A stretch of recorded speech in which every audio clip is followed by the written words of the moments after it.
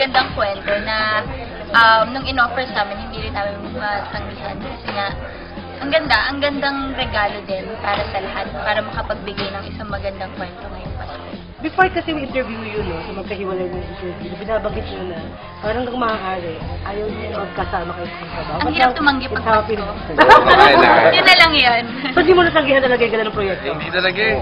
Kumbaga, oo nga, ilang beses ko na rin sinabi yun sa mga interviews, pero ano yun, para sa Pasko eh, tsaka ang ganda pa ng kwento. So, wala eh, ang ganda lahat eh. So, it's one for Christmas, tapos ang ganda pa ng kwento, first time namin kasama, so lahat nandun na para sa Ikaw man?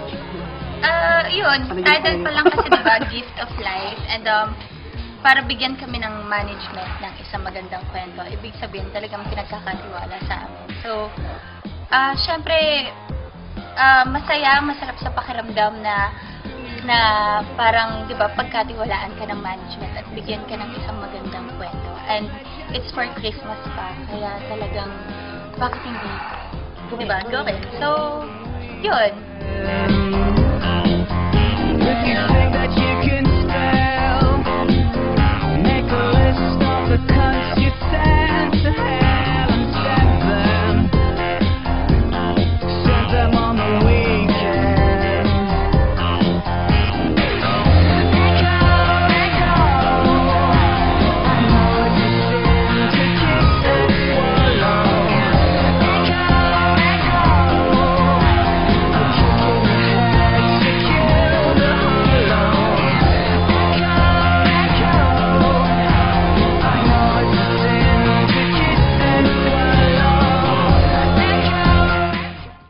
Ngayong Pasko bilang pasasalamat sa inyo, kapamilya, may 3 gifts kami para sa inyo. Give love on Christmas.